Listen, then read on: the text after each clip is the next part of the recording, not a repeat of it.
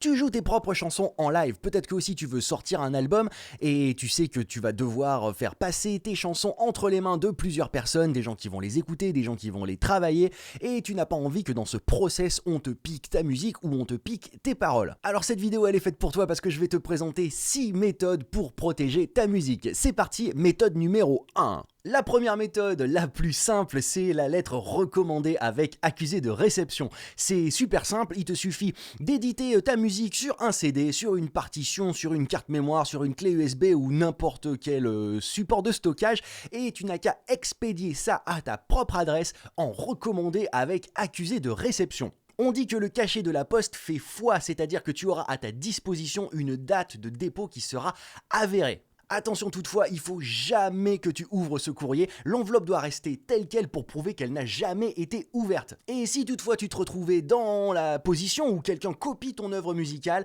le contenu de ton courrier prouvera que tu en es l'auteur original. Dans le cas d'un gros litige, attention quand même parce que cette méthode, elle n'est pas forcément reconnue par la justice et elle présente aussi surtout tous les désavantages d'un support physique parce que tu peux par exemple perdre cette lettre, elle peut être détériorée ou alors elle peut être volée.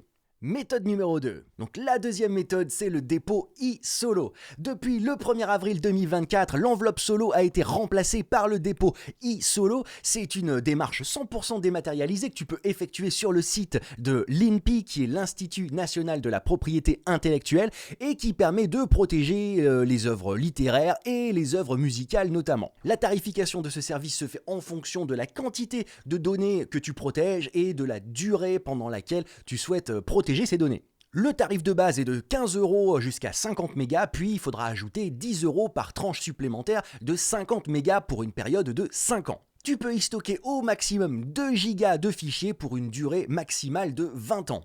L'enveloppe e-solo présente de nombreux avantages, parce que déjà c'est un service qui est disponible 24 h sur 24 et 7 jours sur 7, c'est un service qui est très sécuritaire puisque l'archivage a comme on dit une valeur probatoire de tes documents, c'est-à-dire que ça constitue une véritable preuve en cas de litige et les données sont conservées jusqu'à 20 ans. En plus tu as la possibilité de transférer ton dépôt e-solo à un nouveau titulaire.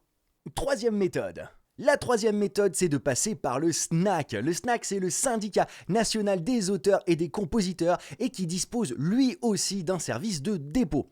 Pour la somme de 37 €, tu peux déposer jusqu'à 4 chansons, c'est-à-dire les paroles et la musique, ou alors 4 compositions et arrangements musicaux.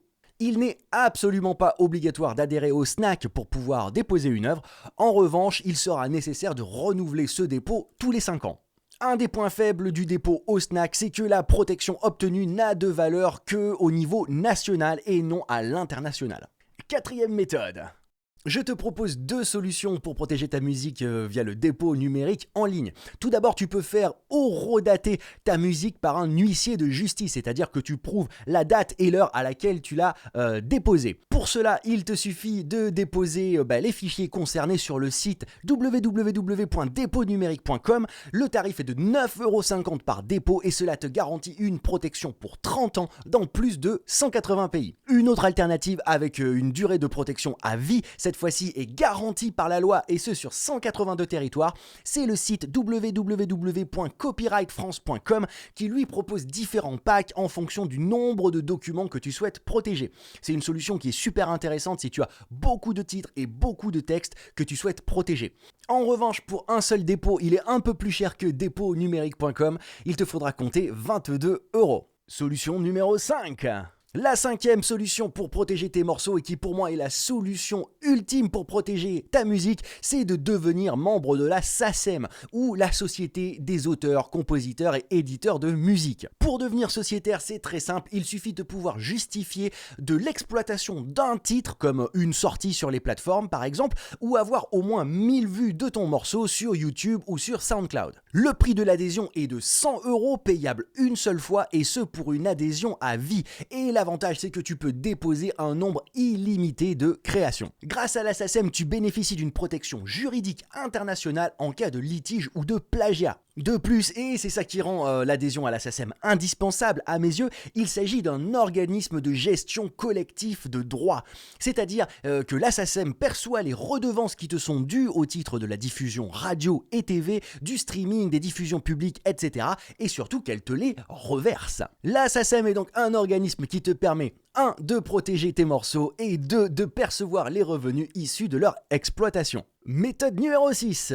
La 6e et dernière méthode pour protéger tes morceaux, c'est tout simplement la diffusion. Le nerf de la guerre en cas de litige ou de plagiat, c'est en général de prouver l'antériorité d'un morceau. Mais aujourd'hui, avec Internet et les réseaux sociaux, il est plutôt facile de prouver la date de publication d'un contenu. C'est pour ça que la diffusion sur Instagram, sur Facebook, sur YouTube, sur SoundCloud permet de facilement prouver la date et l'heure de publication de ta composition. Imagine que tu diffuses une de tes compositions sur YouTube et que tu as plusieurs centaines de vues. 6 mois plus tard, quelqu'un reprend ta mélodie dans une chanson sous un autre nom, ce sera super simple de faire valoir tes droits en prouvant que c'est toi l'auteur de cette œuvre, puisque il y a 6 mois, tu l'as uploadé sur ton profil. Voici donc 6 méthodes pour protéger ta musique. Je te mets en description le lien vers tous les sites que je t'ai mentionnés, le dépôt eSolo, le Snack, le dépôt numérique.com, le Copyright France, la SACEM, et puis voilà. N'hésite surtout pas à me mettre un petit commentaire et un pouce bleu si cette vidéo t'a plu, et n'oublie pas de t'abonner pour recevoir mes prochaines vidéos. À très vite, ciao.